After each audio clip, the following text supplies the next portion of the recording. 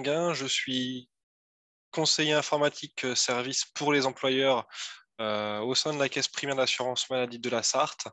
Et aujourd'hui, je vais accompagner Hélène dans le suivi du chat et la réponse aux questions que vous pourrez nous poser tout au long de l'animation du webinaire présenté par Hélène.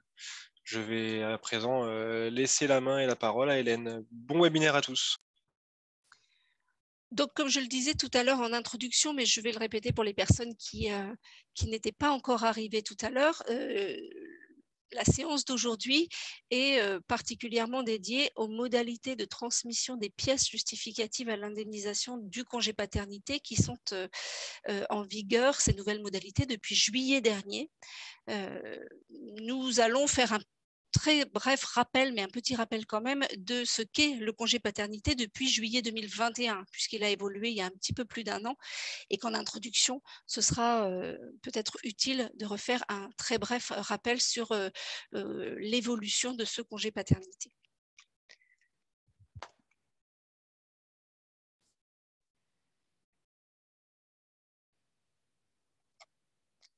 Donc, le congé paternité, il y a déjà plus d'1 an qu'il a évolué, puisqu'il est passé d'une durée légale de 11 jours à une durée qui est maintenant de 25 jours ou de 32 jours si la naissance est multiple, c'est-à-dire à partir de 2 enfants.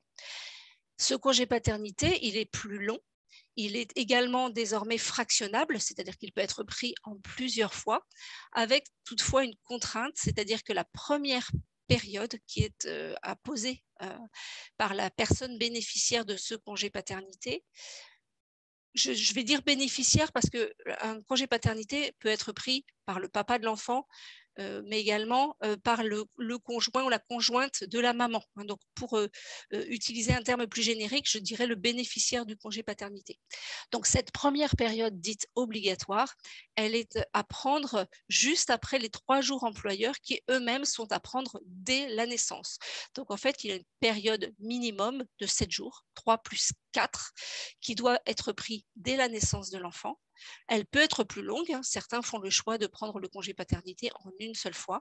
Mais s'il est fractionné, la première période est impérativement de 3 jours ou 4 selon vos conventions.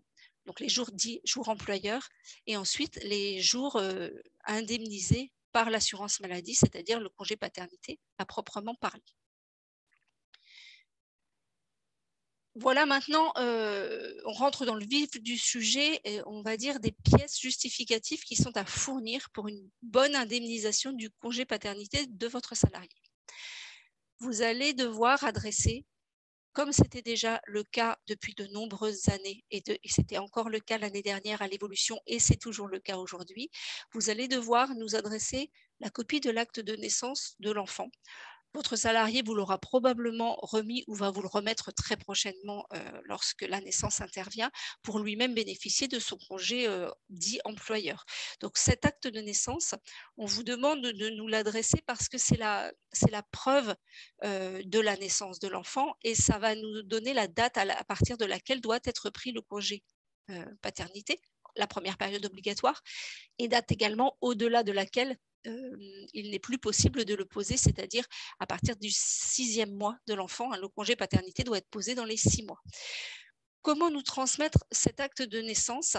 Cette modalité-là, elle n'a pas évolué. Elle est toujours à adresser sur une adresse mail dédiée qui s'appelle DSN-PJ, comme DSN, déclaration sociale nominative, même si actuellement vous n'utilisez peut-être pas encore le dispositif DSN pour vos arrêts de travail, on en reparlera tout à l'heure, mais c'est bien sur DSN-PJ, avec l'adresse du département derrière, que vous devez envoyer cet acte de naissance. Donc, vous allez avoir sur le support qui vous sera envoyé sur cette vue numéro 3, l'adresse mail, les modalités, en fait, le modèle de l'adresse mail que vous retrouvez également sur Net Entreprise, puisque à chaque département correspond une adresse mail différente qui est celle du nom du département et qui correspond systématiquement à l'adresse de résidence de votre salarié. C'est toujours bien la caisse primaire qui gère le salarié à laquelle vous envoyez les documents et pas la caisse à laquelle vous, en tant qu'employeur,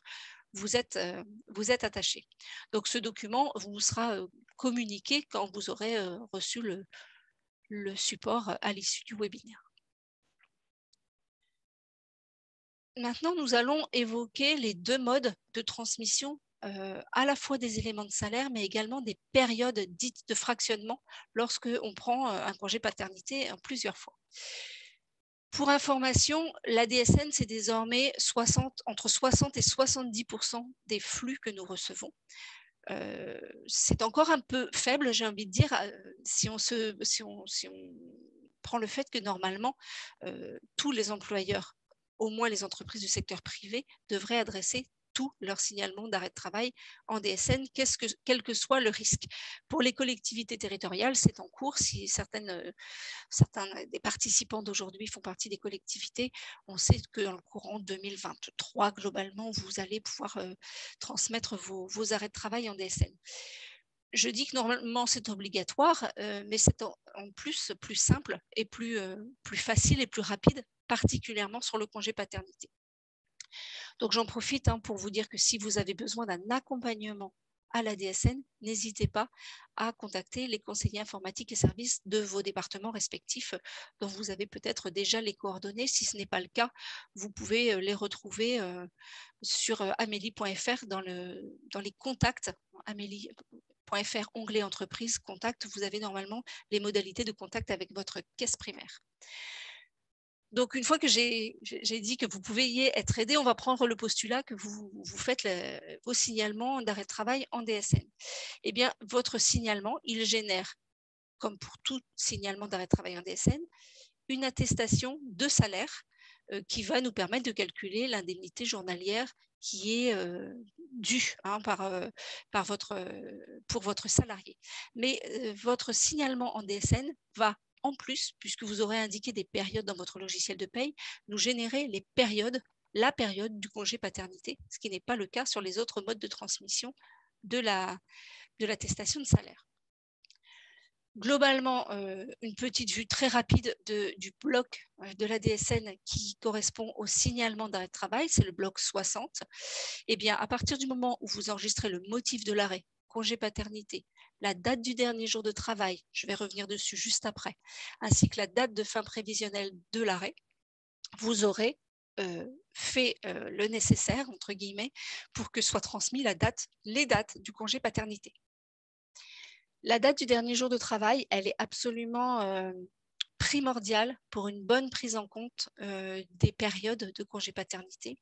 À retenir impérativement parmi les points les plus importants aujourd'hui, le dernier jour de travail à indiquer, que ce soit d'ailleurs en DSN ou par un autre mode de transmission de vos arrêts, de vos attestations, ce sera toujours le dernier jour du congé employeur, qui pour nous, même si le salarié n'est pas présent physiquement sur son lieu de travail, correspond à une journée travaillée.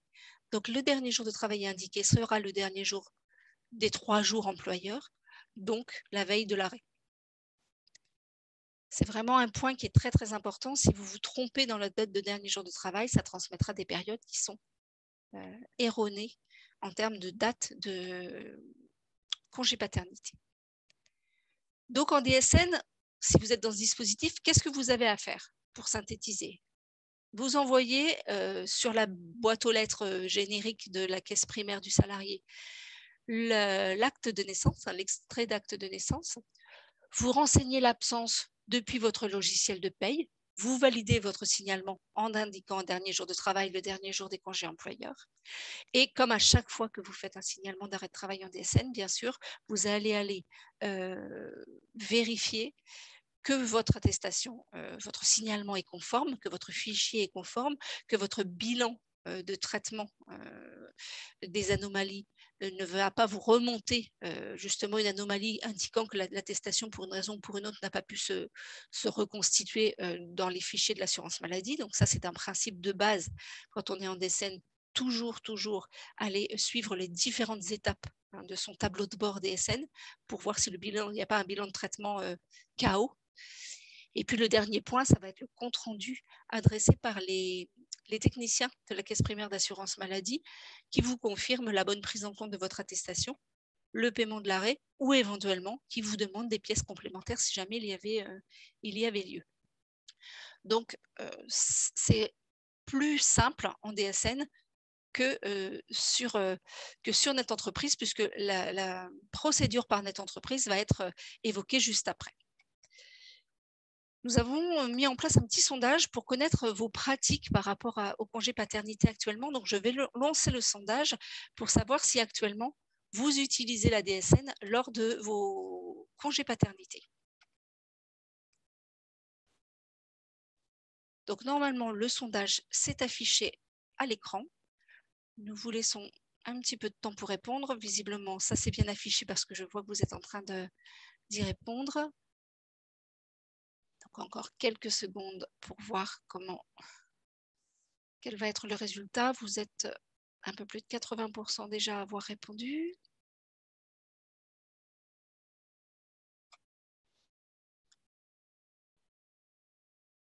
Alors, encore une seconde ou deux pour laisser à ceux qui hésiteraient encore un petit peu le temps de répondre. Bon, je vais mettre fin au sondage. Vous êtes maintenant 90% à avoir répondu. Et je partage avec vous les résultats. Donc, actuellement, 57% d'entre vous utilisez les signalements DSN systématiquement, on va dire, pour les congés paternité. 12% d'entre vous l'utilisent de temps en temps et 31% d'entre vous ne l'utilisent pas du tout.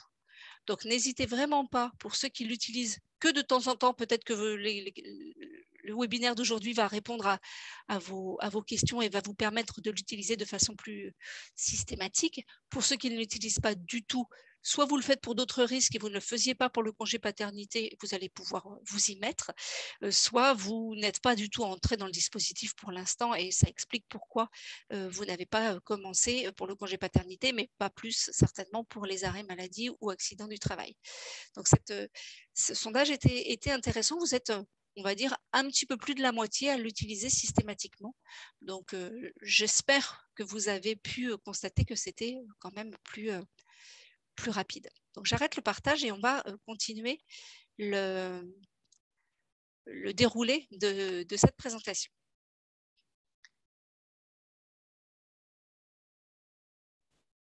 Donc, comment ça se passe pour ceux d'entre vous qui n'utilisaient pas encore le signalement d'arrêt de travail en DSN pour le congé paternité? Eh bien, vous allez devoir aller sur Net Entreprise, comme vous le faites à chaque fois que vous devez faire une attestation de salaire qui n'est pas en DSN, et vous allez faire votre attestation de salaire comme vous le faisiez auparavant, grâce à la rubrique ATSAL, attestation de salaire IJ. Mais vous allez désormais, ça c'est la nouveauté depuis juillet 2022, vous allez désormais nous transmettre les périodes la période concernée par votre attestation de salaire, la période de congé paternité, grâce à un téléservice qui est disponible sur Net Entreprise et qui s'appelle Dépofi.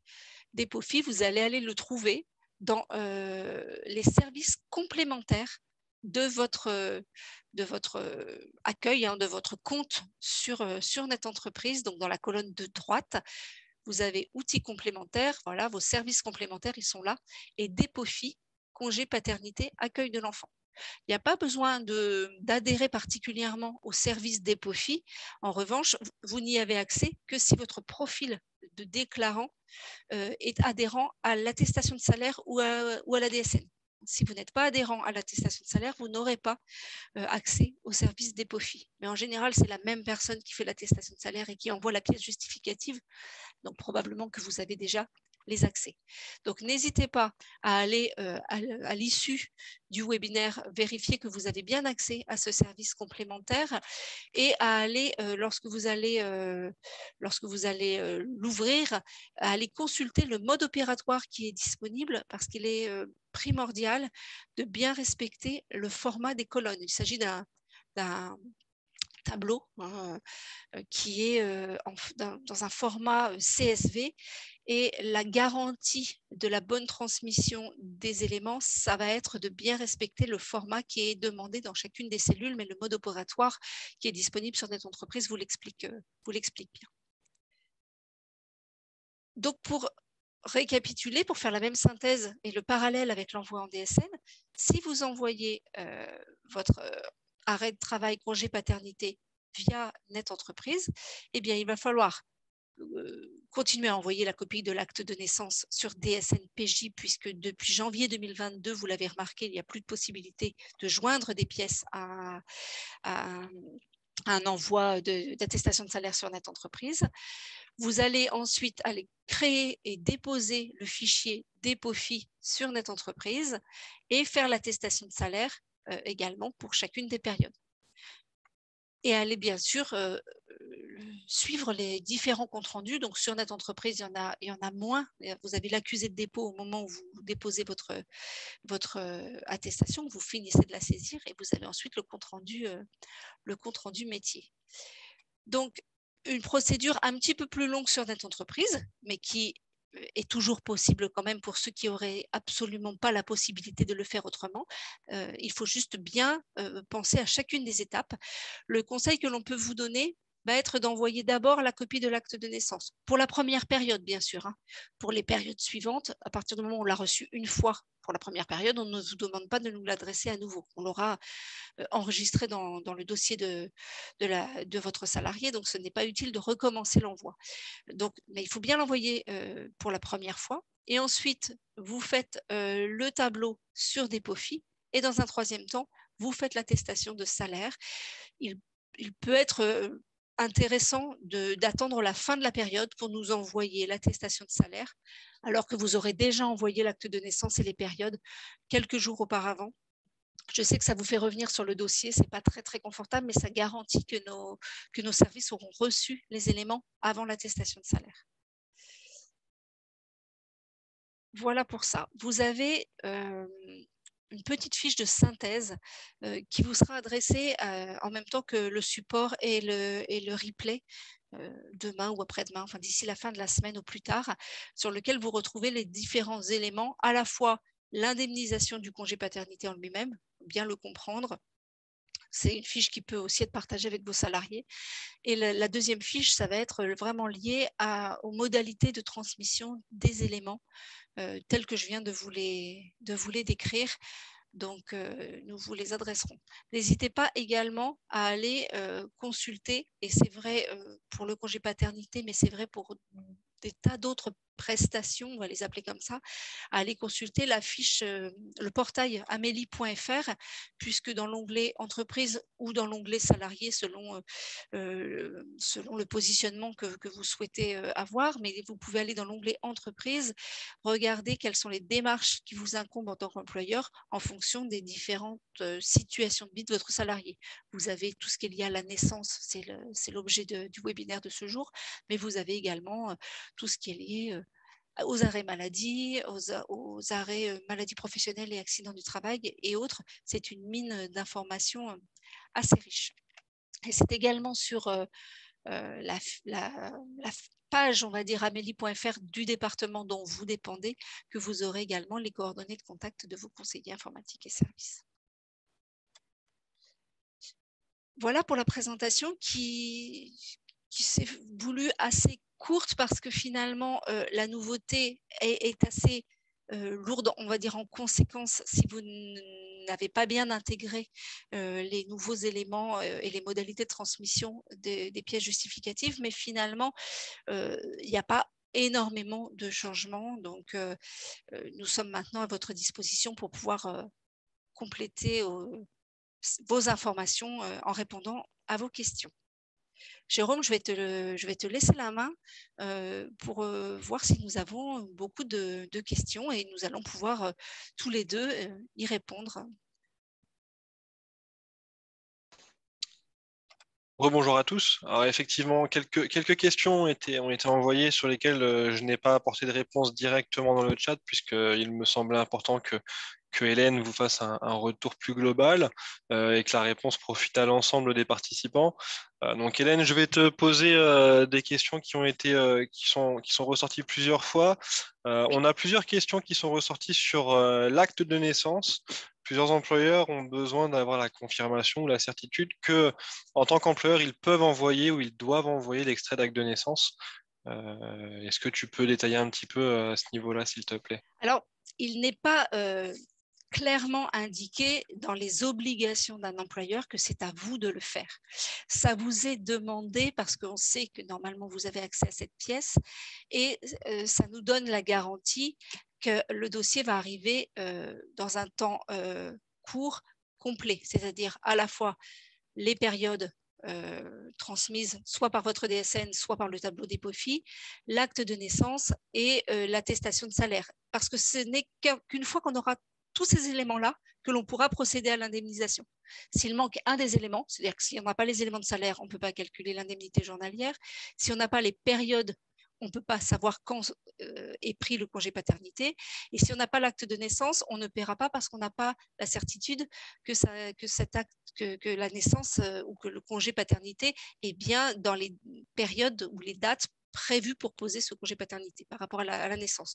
Donc, c'est plutôt une bonne pratique que l'on vous demande d'avoir. Effectivement, l'employeur qui ne nous l'adresse pas, au bout de, en tout cas, c'est comme ça que ça se passe à la caisse de la Vendée. Je laisserai Jérôme dire pour la Sarthe éventuellement, mais si vous n'adressez pas l'acte de naissance, on va le demander au salarié. Mais c'est autant de temps perdu pour l'indemnisation parce qu'on ne va pas lui demander tout de suite. On se dit peut-être que dans quelques jours, vous allez nous l'envoyer. Le mieux, c'est que ce soit vous qui le fassiez, sincèrement. C'est plus simple, mais ce n'est pas une obligation, effectivement. Alors pour compléter la réponse d'Hélène, effectivement, dans le 72, c'est le même principe, hein. Si jamais l'employeur ne nous le fournit pas, nous allons faire la demande auprès du salarié, mais les délais de traitement, du coup, seront parfois plus longs. Et du coup, dans le cadre des employeurs qui souhaitent faire le maintien de salaire, les indemnités seront versées avec un temps de retard. C'est pour ça que la facilité est de nous envoyer vous-même l'extrait d'acte de naissance. Je profite également pour rebondir sur quelques questions ou quelques demandes qui avaient été envoyées sur des webinaires qui ont été présentés par d'autres caisses primaires où le fonctionnement est différent. Je tiens à préciser que certaines caisses primaires ont des accords locaux pour fonctionner différemment. Ce que Hélène vous communique aujourd'hui comme information est une information nationale qui est appliquée dans le cas général, mais qui peut parfois avoir quelques petites subtilités selon les endroits du territoire où vous faites vos déclarations. Hélène, on avait également une question, alors là, plus sur la déclaration en elle-même. Lorsque un salarié vient d'arriver dans l'entreprise, qu'il est nouvellement embauché, l'employeur souhaitait savoir comment devions-nous faire sur les 3 derniers mois de salaire. Alors, c'est une question, je vais dire, qui sort du cadre du congé paternité en lui-même, mais on va y répondre quand même, il n'y a pas de souci. D'autant que la gestion des indemnités journalières par rapport à la nouvelle embauche a évolué ces derniers mois. Donc, de toute façon, à partir du moment où il est sous contrat chez vous, l'obligation, on va dire, d'établir l'attestation de salaire, elle vous incombe bien à vous en tant que nouvel employeur. Après, en fonction du dernier jour de travail et de la date à laquelle votre salarié a été embauché, si vous faites votre signalement d'arrêt de travail en DSN, le dispositif DSN de remonter des éléments nous permettra de recevoir les éléments de rémunération versés éventuellement chez vous le mois dernier s'il y a déjà au moins un mois et chez les éventuels employeurs précédents. Donc, c'est la DSN qui le fera pour nous. En revanche, si vous faites sur Net Entreprise, vous n'avez plus la possibilité de rétablir les salaires antérieurs au mois de l'embauche puisque ça ne doit plus être fait. Vous ne pouvez rétablir que le salaire du mois de l'embauche lui-même. Et bien, dans ce cas-là, vous laissez zéro dans le salaire. Vous indiquez quand même dans la partie rétablissement, motif nouvelle embauche, le nombre d'heures que la personne aurait fait, mais la partie rémunération, le salaire rétabli pour motif nouvelle embauche, ce sera grisé, vous le laissez en gris, vous n'avez pas à le rétablir. C'est à la caisse primaire d'assurance maladie de s'adresser aux salariés pour récupérer les éléments nécessaires à l'indemnisation. Attention, si vous subrogez et que vous n'avez pas la certitude que la personne a bien des droits, c'est-à-dire plus de 150 heures dans les 3 mois qui précèdent, si on prend le cas général. Donc, soyez vigilants si vous devez subroger. Potentiellement, il se peut que votre salarié n'ait pas de droit si l'embauche est très récente et qu'il ne travaillait pas avant. Mais c'est bien à vous qu'incombe la responsabilité de l'attestation sur le calcul. En DSN, la DSN fera le nécessaire pour remonter les données. Sur notre entreprise, vous ne rétablissez que le mois de l'embauche et c'est nous qui récupérons les données auprès du salarié. J'espère que ça a répondu à la question. Merci. Alors, on a pas mal de questions. Je ne sais pas si on aura le temps de répondre à toutes les questions. On va essayer de faire au mieux avec Hélène. Voilà, je préfère vous prévenir en amont. On va essayer de faire au mieux, mais je ne peux pas vous garantir que toutes les questions auront une réponse dès maintenant. On avait une question sur le dernier jour de travail qui est le dernier jour du congé de naissance ou le dernier jour travaillé avant le congé de naissance. Alors là, c'est Madame Sine qui avait posé la question. Votre question étant pas forcément très très claire, je vous invite à la reposer de manière un petit peu plus précise pour qu'on puisse y répondre. On avait ensuite une autre question sur l'envoi d'EPOFI. Est-ce que l'envoi d'EPOFI doit être fait salarié par salarié ou pour plusieurs salariés, quel que soit le numéro de SIRET, si le groupe pour lequel les déclarations sont faites a plusieurs établissements? Hélène, est-ce que tu souhaites y répondre? Alors, j'avoue que je ne me suis pas posé cette question jusqu'à présent. Je pense que le numéro SIRET sur l'outil d'EPOFI n'a pas forcément énormément d'importance puisqu'on paiera plutôt en fonction du numéro SIRET de l'attestation de salaire. En revanche, sur la possibilité d'envoyer plusieurs congés paternité sur un même tableau, j'avoue que je ne sais pas. Je pense que c'est pas conseillé dans la gestion, en tout cas par la caisse primaire, parce qu'on associe un tableau à un salarié, mais ce n'est peut-être pas techniquement impossible. Je ne sais pas si de ton côté, Jérôme, tu as déjà eu la situation. Alors effectivement, moi de mon côté, on fonctionne de la même façon un petit peu, hein. Nous, on préconise de faire une déclaration, du moins une déclaration d'EPOFI par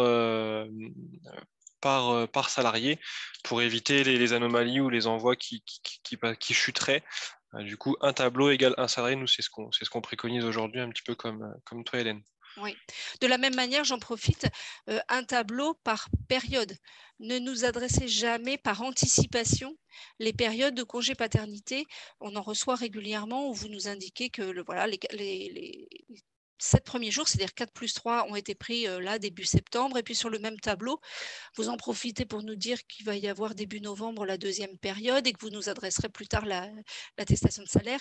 Eh bien non, on ne tiendra pas compte de périodes qui nous sont transmises par anticipation parce qu'on ne peut pas garantir qu'un salarié prendra son congé. Il peut arriver des tas de choses entre la date à laquelle il a prévu de le poser et la date à laquelle il le posera réellement. Donc, faire bien un tableau à chaque période et ne le faire qu'une fois que vous avez la garantie, c'est-à-dire une fois que le congé est démarré, voire terminé, la période, vous nous envoyez les bonnes périodes, les bonnes dates. Un tableau, une période. On avait une autre question sur le congé d'hospitalisation au moment de la naissance. Comment devons-nous fournir les justificatifs? Alors, si c'est les justificatifs, si par justificatif vous entendez parler du justificatif d'hospitalisation, donc du bulletin d'hospitalisation, vous les fournissez comme vous le faisiez actuellement, c'est hors cadre du congé paternité. Donc, si vous fonctionnez via l'envoi par mail actuellement aujourd'hui, vous pouvez continuer à le faire. Hélène, je ne sais pas si tu veux rajouter quelque chose. Non, non, c'est la même chose sur l'envoi du justificatif. Si vous l'avez, idéalement, vous nous le transmettez. Peut-être que la famille nous l'enverra aussi, mais envoyez-le nous par les modalités actuelles de transmission, en sachant que j'en profite pour faire un petit rappel. Si un enfant est hospitalisé à sa naissance, il y aura quand même bien les 7 premiers jours de congé paternité à poser, les 4+3. Et ensuite, si l'enfant est toujours hospitalisé, ça peut être le congé d'hospitalisation qui fait suite, dans la limite de 30 jours, puisqu'il se limite à 30 jours. Et au-delà de ces périodes-là, s'il reste des jours de congé paternité à poser, parce que je disais que la seule période obligatoire était la période de 7 jours au départ, eh bien les 21 jours restants vont être apposés une fois que l'hospitalisation sera terminée et dans la limite de 6 mois plus le nombre de jours d'hospitalisation. Je ne sais pas si je suis très claire. Quand un enfant est hospitalisé à la naissance, on décale d'autant de jours la date limite de prise du congé paternité. Mais la période obligatoire est obligatoire également en cas de congé d'hospitalisation de l'enfant. Effectivement. Alors, je vais en profiter, on a quelques questions auxquelles on peut répondre assez rapidement. Une question sur le fichier DEPOFI. Est-ce que vous, en tant qu'employeur, vous devez noter le prénom ou la date de naissance de l'enfant? Alors, pour le fichier DEPOFI, vous avez un modèle de fichier disponible directement dans l'outil. Lorsque vous accédez au téléservice DEPOFI, vous avez un modèle au fichier Excel. Du coup, vous n'avez juste qu'à compléter les informations qui vous sont demandées sur ce fichier. Et pas besoin de rajouter d'autres informations, sinon le risque c'est que le fichier ne nous parvienne pas. Donc contentez-vous de répondre uniquement aux différentes colonnes qui sont proposées afin de faire l'envoi du fichier directement depuis l'outil DEPOFI. On avait une question également. Faut-il que l'envoi de l'extrait d'acte de naissance soit crypté? Alors, je ne sais pas ce que vous entendez par crypté. Hélène vous a proposé dans le webinaire les principes le principe pour envoyer les éléments via l'adresse DSNPJ de votre département. Le fichier, dès lors qu'il est au format PDF, nous, on va le prendre et on va le traiter normalement. Il n'y a pas besoin que le fichier soit crypté ou encodé ou autre. Je ne sais pas si Hélène, tu veux rajouter quelque chose par rapport à ça? Les préconisations de la CNIL sont que oui. Maintenant, voilà. Nous, à partir du moment où les informations nous parviennent bien, on les prendra également. Mais on a une obligation de vous informer des modalités normalement d'envoi, et c'est dans les fiches, la fiche envoi pièce jointe qui est disponible sur Net Entreprise que vous avez les différents éléments. Alors, on avait une question. Alors, c'est un cas particulier. Alors, on va dire c'est un cas général, mais qui peut intéresser plusieurs personnes. Le congé de naissance est posé un mercredi, jeudi et vendredi inclus. Le salarié a demandé à faire démarrer les 4 jours obligatoires du congé paternité dès le lundi, donc le jour ouvré suivant, et non à partir du samedi. Est-ce que cela est possible? Non, c'est dès le lendemain. Le congé paternité s'indemnise sur des jours calendaires, même si ça débute un samedi.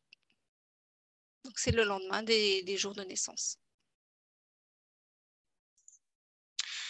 On avait également une question, enfin une interrogation plutôt sur le mode de fonctionnement.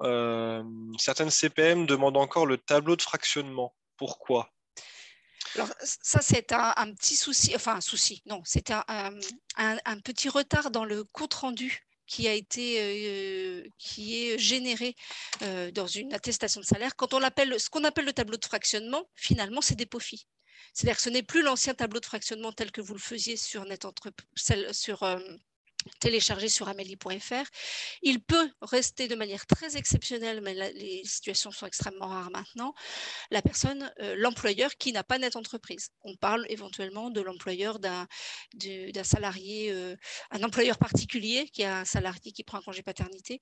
Cet employeur, il n'a pas accès à Net Entreprise puisqu'il n'a pas de numéro SIRET. Donc, ce tableau de fractionnement, il existe encore. Mais pour la très grande majorité des employeurs, c'est soit les dates générées directement par le signalement DSN sans envoi de tableau, soit des POFI. Alors, elle a une question également sur la période. Comment déclarer le congé paternité lorsque le salarié est en congé payé? Alors, les congés payés, c'est la situation d'exception sur laquelle vous allez pouvoir décaler la prise du congé et des jours employeurs d'ailleurs. Donc, si le salarié est en congé le 18 août au moment de la naissance de son enfant et qu'il est en congé jusqu'au 31 août, eh bien, le congé employeur et la première période se prendront à compter du 1er septembre. Pensez bien, en même temps que vous enverrez l'acte de naissance par mail, à nous mettre un petit mot pour expliquer ça, que la personne elle était en congé payé, parce que sinon on risque de s'interroger sur le délai entre la naissance et la pause de cette première période dite obligatoire. Congé payé permet les reports. En revanche, j'en profite, ça répondra peut-être à une potentielle question déjà posée ou à venir. Si votre salarié est en arrêt de travail au moment de la naissance, le congé paternité va venir se substituer remplacer les jours d'arrêt maladie pendant les 7 jours-là, dits obligatoires. C'est bien le congé paternité qui est apposé et ensuite on reprendra l'indemnisation en maladie. Donc, congé payé, report du début du congé paternité. Déjà en arrêt de travail, c'est le congé paternité qui se substitue pendant 7 jours. Pour résumer. Très bien. On avait une question également de Madame Leduc. En DSN, pour la deuxième et troisième période de prise du congé paternité, nous devons déclarer simplement le DJT et la caisse primaire fera le lien directement avec les précédentes périodes. Oui, puisqu'on aura déjà reçu les précédentes périodes et indemnisé normalement les précédentes périodes si on avait bien eu l'acte de naissance. Donc, à vous, par contre, de tenir un petit compteur pour être sûr de savoir ce qui vous reste à indemniser, parce que c'était un des avantages de l'ancien tableau de fractionnement tel qu'il avait été créé l'année dernière, c'est qu'il avait des formules qui vous permettaient de savoir combien de jours il restait. Là, en DSN, c'est à vous de bien le calculer, en fait. Mais oui, on fera le lien avec les précédentes périodes, tout à fait. Alors, on a également une question. Comment faire si un salarié ne souhaite pas prendre les 4 jours obligatoires suite au congé employeur? Cette personne étant en formation et souhaitait être présent pour des raisons qui lui sont propres durant sa formation. Alors, de là, mémoire, madame... quand est sortie l'information l'année dernière sur le nouveau congé paternité, à partir du moment où elle était obligatoire, je pense que le salarié s'expose au non-paiement d'un congé paternité tout court, quelles que soient les périodes. Donc, je ne sais pas s'il y a un recours particulier dans une situation comme celle-là. Je l'inviterai quand même à contacter sa caisse primaire pour s'en assurer, mais potentiellement, la non-prise des jours obligatoires expose le salarié à un congé paternité non indemnisable du tout, ce qui est embêtant. On a également une question sur la subrogation. Est-ce qu'il y a une subrogation de principe pour le salarié concernant le versement de son salaire ou est-ce que l'attestation déclenche l'indemnisation du salarié en direct? Voilà, je vais prendre ma main si tu le souhaites, Oui. Hélène. Alors, concernant le maintien de salaire, donc ce qu'on appelle la subrogation, tout est lié à votre convention collective. C'est les mêmes principes que pour un arrêt maladie ou une attestation, enfin une maladie professionnelle ou un accident de travail, c'est-à-dire que dans le cadre du congé paternité, votre convention détermine si vous faites un maintien de salaire total, partiel ou pas du tout. Et en fonction de ce que vous devez faire, et ben, sur votre attestation de salaire en DSN ou bien-être entreprise, vous devrez indiquer les périodes de subrogation pour l'assurance maladie. Si aucune période n'est indiquée, le paiement sera fait directement au salarié au moment de la réception et du traitement de son attestation de salaire.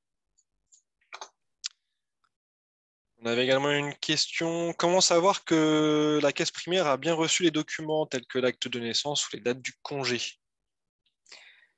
Alors, normalement, je dis normalement parce qu'on n'est pas à l'abri d'un petit incident. À partir du moment où vous transmettez, ça doit arriver.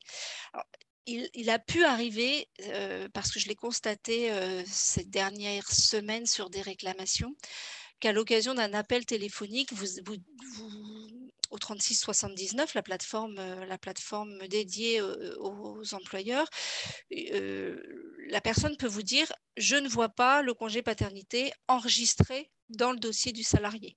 Ça ne veut pas forcément dire que l'on n'a pas reçu la transmission des périodes. C'est simplement que ce n'est pas enregistré parce qu'il nous manque un élément, notamment, et c'est principalement le cas, l'acte de naissance. Et je vais parler pour la Vendée.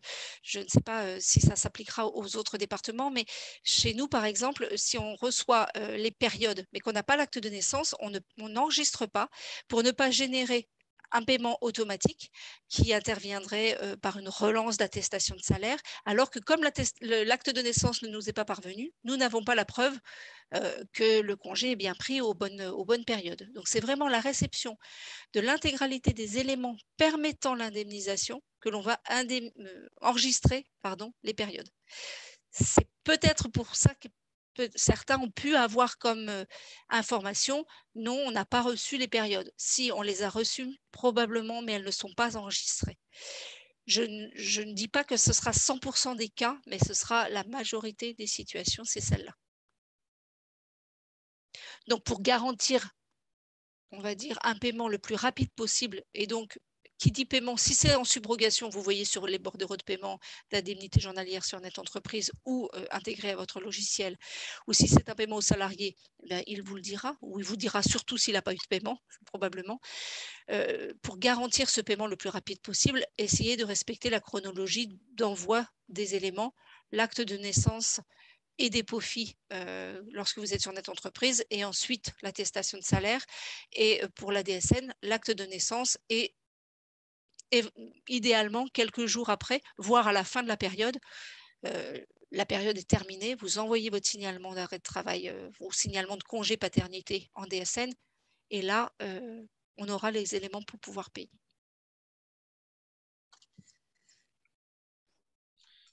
Alors, on va essayer de faire plusieurs réponses en même temps. On a des questions sur les dates de DJT ou les dates de fin des différentes périodes lorsque les congés sont fractionnés.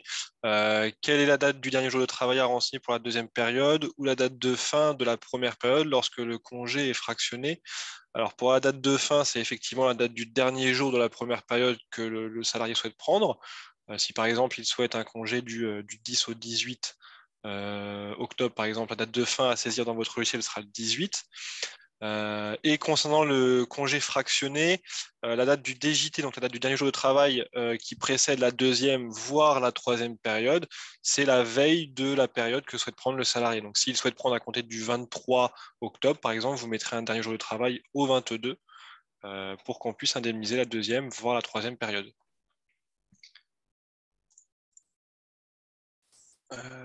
Alors, on avait une employeur qui nous faisait part de difficultés lors de l'envoi de notre entreprise. Donc, on l'envoie sur dépôt FI avec le format CSV.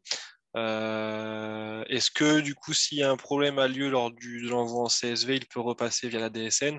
Alors, la réponse va être plutôt globale, mais si l'envoi n'est pas effectué via des POFI, nous n'allons rien recevoir, hein, que ce soit en Vendée ou en Sarthe.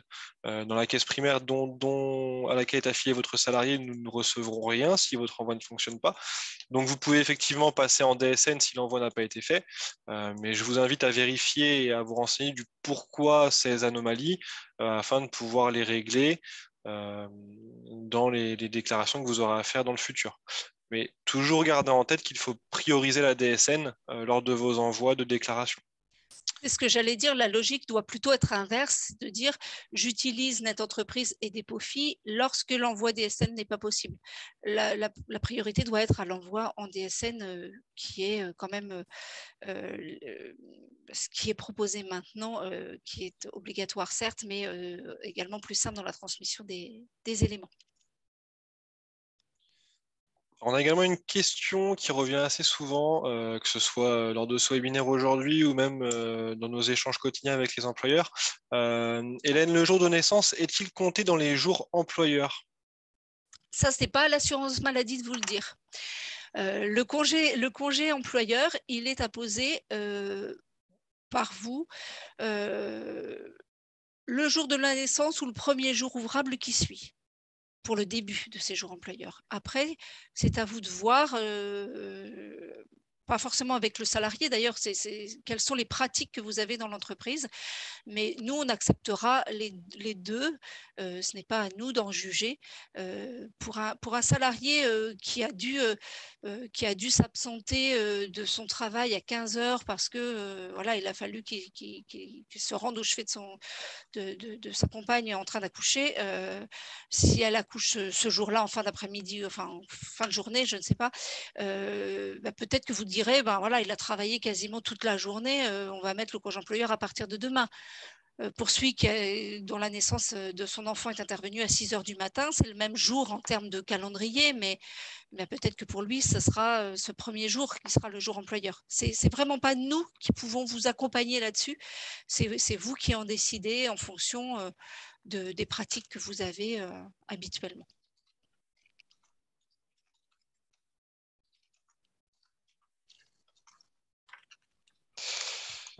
Merci Hélène. Alors, on avait une question. Est-ce que dans le cadre d'une entreprise intérimaire, il y a des conditions particulières. Alors, les conditions sont les mêmes. Là où il y aura des modifications, ce sera sur les périodes de référence de vos déclarations. Mais dans le cadre d'un intérim, les déclarations, la procédure en tout cas, est la même que celle que vous a présentée Hélène durant ce webinaire. Seul petit conseil peut-être à donner à votre salarié, si jamais il changeait d'employeur entre différentes périodes de congé paternité, qu'il informe bien le nouvel employeur. Mais je pense à ça par rapport à votre question sur l'intérim, mais c'est vrai de manière générale. Si jamais il y avait un changement d'employeur entre deux pauses de période, il faudrait bien que le nouvel employeur soit informé de ce qui a déjà été pris pour que ce soit indemnisé conformément.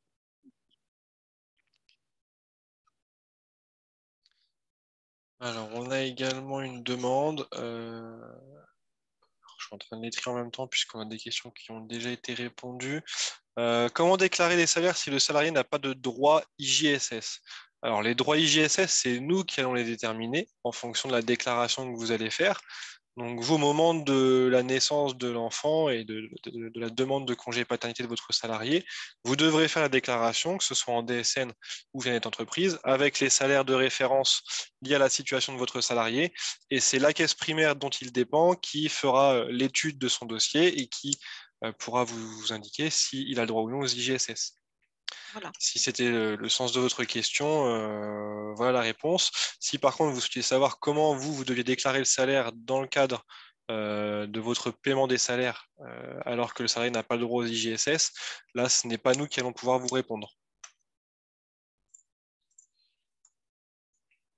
De manière générale, vous ne pouvez déclarer que ce dont vous avez connaissance, puisqu'il n'est pas question de déclarer les salaires d'un précédent employeur et le rétablissement des mois antérieurs à l'embauche n'est plus possible. Donc, vraiment, ne déclarez que ce qui est effectif chez vous, plus le mois de l'embauche éventuellement rétabli. Et c'est la caisse primaire qui calculera, comme on l'expliquait tout à l'heure. Oui.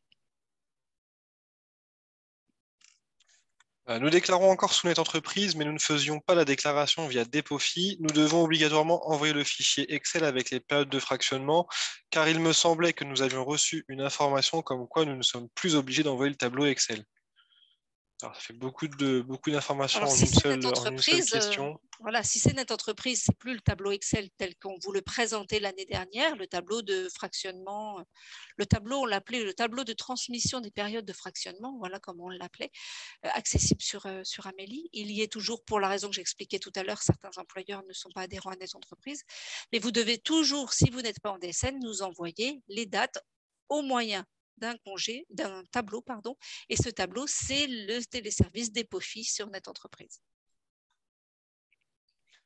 Faut-il renommer les documents que l'on transmet d'une certaine manière dans Dépofi? Alors pour moi, non. Quand vous téléchargez justement le document type sous Dépofi, il a un nom que vous pouvez conserver, que vous pouvez enregistrer sur votre poste informatique et envoyer une fois que vous l'avez complété directement depuis le téléservice Dépofi. Alors, est-ce qu'on a d'autres questions?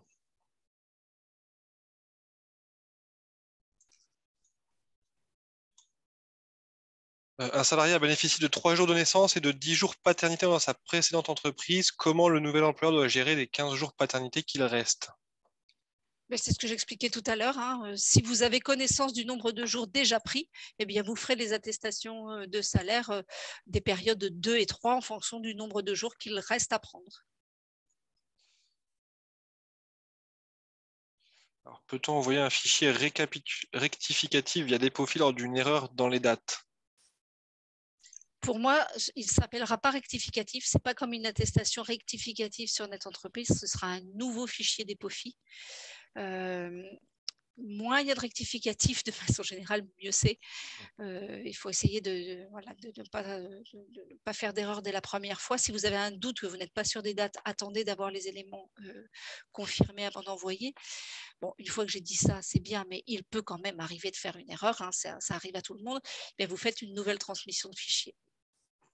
Éventuellement, assorti d'un petit mail sur DSN-PJ en remettant bien les coordonnées du salarié, en expliquant, enfin pas forcément des SNPJ d'ailleurs, parce que vous pourriez avoir un rejet, sur les modalités que vous avez de contact avec les employeurs habituellement, avec les services de la caisse primaire, pour expliquer la situation du salarié. Pourquoi est-ce que vous faites un rectificatif? Qu'est-ce qui s'est passé en fait? Alors, on a des personnes qui s'étonnaient lorsqu'on a dit tout à l'heure qu'il fallait faire un fichier enfin, un tableau par salarié. Par exemple, quand on a 200 salariés qui prennent un congé paternité le même mois, est-ce que ça fait 200 tableaux? Alors, comme on le disait, nous, on préconise de faire un fichier par salarié, mais vous pouvez remplir sur le même tableau plusieurs déclarations. Enfin, vous pouvez mettre sur le même tableau plusieurs informations sur plusieurs salariés. Quand vous téléchargez le fichier sur NetEntreprise dans Depofi, vous pouvez remplir plusieurs NIR, etc. Plusieurs numéros de sécurité sociale, plusieurs informations. Mais nous, on préconise toujours de faire un tableau pour un salarié pour éviter les anomalies ou les loupés. Mais si vous avez 200 salariés, vous pouvez les déclarer sur le même tableau. Mais voilà, nous, c'est les préconisations qu'on vous fait, mais vous pouvez faire autrement. Après, si je peux me permettre, si vous avez 200 congés paternité le même mois, c'est que vous avez certainement un très grand nombre de salariés et qu'il est temps de les faire en DSN. Effectivement. Qui dit DSN dit pas de tableau. Alors, je vais repréciser puisque Hélène l'a répété plusieurs fois, mais alors quand on parle de tableau de fractionnement, c'était l'ancien compte-rendu que vous pouviez recevoir dans le cadre des attestations de salaire. C'est le tableau de fractionnement des différentes périodes qu'on vous demandait depuis l'année dernière, qui aujourd'hui n'est plus forcément à transmettre, qui n'est plus à transmettre. Soit vous utilisez la DSN et du coup vous faites juste votre signalement d'événement avec les différentes périodes, soit vous utilisez NetEntreprise. À ce moment-là, vous passez via l'outil Depofi. Vous n'avez plus de tableau de fractionnement à transmettre comme c'était le cas auparavant, sauf pour les entreprises qui ne sont pas référencées sous NetEntreprise, comme l'expliquait Hélène. Je le reprécise puisqu'on a encore des questions qui arrivent sur cette partie. Si le papa n'a pas pris la première période, donc les 3 jours employeurs plus les 4 premiers jours assurance maladie, peut-il poser les périodes suivantes? En théorie, non. Effectivement, comme l'a précisé Hélène tout à l'heure, si il ne prend pas une période, il se met en situation d'avoir un refus total d'indemnisation de son congé paternité. De la même manière, s'il n'a pas de droit ouvert parce que l'activité salariée est trop récente, s'il n'a pas de droit ouvert au début de la première période, c'est un refus ouverture de droit au congé paternité intégralement. Les autres périodes n'auront pas de droit non plus. C'est à avoir en tête pour une situation si ça se produisait. C'est un droit à l'indemnisation du congé paternité dans sa globalité qui n'est pas acquis dans ce cas-là. Après, je vois qu'il y a, je balaye aussi les différentes questions qui sont encore dans l'onglet questions-réponses. Il y a certaines questions auxquelles on ne va sans doute pas répondre aujourd'hui parce qu'elles sont très spécifiques liées à une situation particulière. N'hésitez pas à utiliser le canal auprès duquel vous faites les réclamations habituellement dans vos caisses. Nous sommes bien conscients du fait qu'en ce moment, les délais de réponse sont un petit peu longs. Sinon, éventuellement, en recontactant votre conseiller informatique et services, peut-être qu'il pourra regarder le dossier et avoir une idée de ce qui a pu se produire et vous répondre. Mais là, aujourd'hui, on manquera de temps pour répondre à une question très particulière, très spécifique sur un dossier.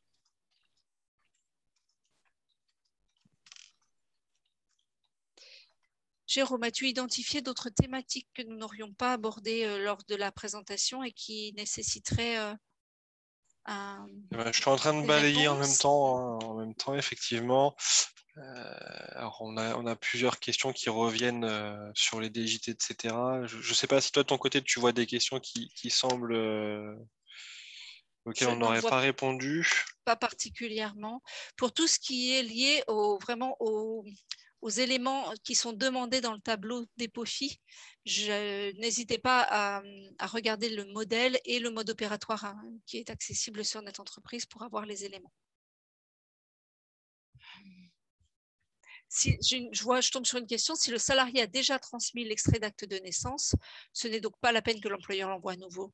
Effectivement. Alors, si c'est bien lui qui l'a envoyé, c'est-à-dire qu'il a fait le lien entre l'envoi de cet acte de naissance et son propre dossier. Si jamais il l'a envoyé pour le dossier de la maman, par exemple, il faudra bien qu'on soit en capacité, nous, de faire le lien. Donc, si le salarié l'a envoyé en précisant que c'est soit pour une demande de rattachement sur sa propre carte vitale, soit pour l'indemnisation de son futur congé paternité. Effectivement, si vous êtes sûr qu'il l'a fait, vous n'avez pas besoin de nous le retransmettre. Mais si on va dire la préconisation que nous vous faisons est de l'envoyer systématiquement, c'est justement parce que ce n'est pas toujours évident de le savoir, hein, de votre part non plus. Mais si vous en êtes certain, effectivement, ne l'envoyez pas à nous.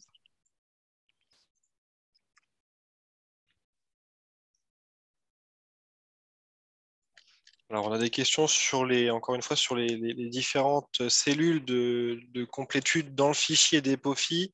Il n'y a pas d'erreur sur les cellules de fichier d'EPOFI, c'est-à-dire que si on vous demande le NIR du salarié ou la date de naissance du salarié, c'est bien ce qu'il faut remplir, ce n'est pas celle de l'enfant.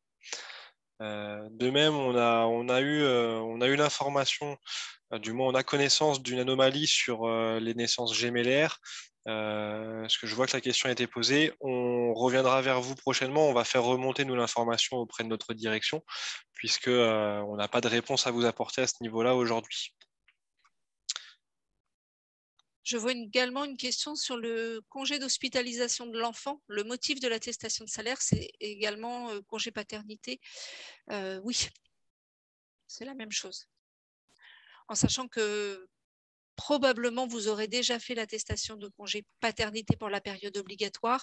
Si vous nous envoyez le bulletin d'hospitalisation, il n'y a pas forcément de nouvelle attestation à refaire puisque ce congé d'hospitalisation, il va prendre la suite du congé paternité.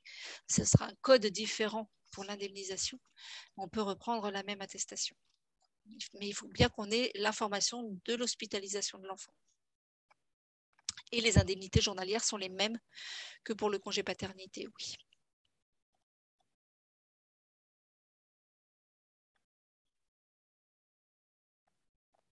Alors, les déclarations via la DSN ne passent pas souvent. Nous passons donc à Net Entreprise, ce qui nous fait perdre du temps. Savez-vous comment retenter une DSN? Alors là, je vous invite à contacter le CIS de votre département afin de prendre contact avec lui et d'échanger directement. Si vous avez une anomalie sur votre DSN, sur votre paramétrage, il est important de voir ça avec votre conseiller informatique service référent pour justement éviter de passer via Net Entreprise alors que vous avez tous les outils pour faire de la DSN.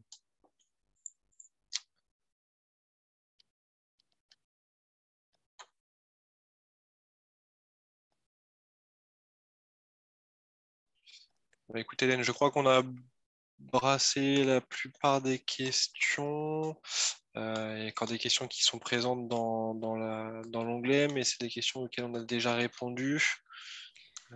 Je sais pas si Je tu vois une en vois petite question d'autres. notamment sur le fait que si la maman et le papa, pour reprendre le cas le plus classique, ne sont pas affiliés à la même caisse primaire, eh ben, c'est justement une des situations les plus flagrantes où on a bien besoin de la copie de l'acte de naissance parce qu'on sera dans l'incapacité de faire le lien avec si cet enfant est rattaché sur la maman et qu'elle n'est pas dans la même caisse d'affiliation. Donc, mais ne pas être dans la même caisse d'affiliation n'est pas un problème quand on a bien toutes les pièces, la période, les salaires et l'acte de naissance. Effectivement, je pense qu'on a répondu aux questions les plus fréquentes. Donc, je pense, ça fait maintenant 1 heure qu'on a commencé, donc on va se tenir à l'horaire de fin que l'on s'était fixé pour ne pas empiéter trop sur votre demi-journée. N'hésitez pas, en cas de question complémentaire, à contacter votre conseiller informatique et service sur une question générale. Sur un dossier particulier, utilisez plutôt les modalités de réclamation habituelles. Nous vous enverrons le support de présentation, le replay, ainsi qu'une ou 2 petites fiches complémentaires dans les jours qui viennent. Merci beaucoup d'avoir participé.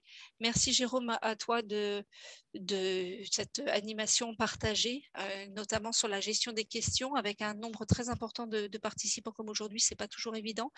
Nous espérons avoir répondu à la grande majorité de vos interrogations, mais nous restons bien sûr disponibles si ce n'était pas le cas. Et je pense qu'il reste quelques places pour le webinaire du 22 novembre qui sera animé par nos collègues de la Loire-Atlantique et de la Mayenne. Donc, n'hésitez pas, si vous avez besoin, à aller sur amélie.fr. Je pense que le lien d'inscription s'y trouve.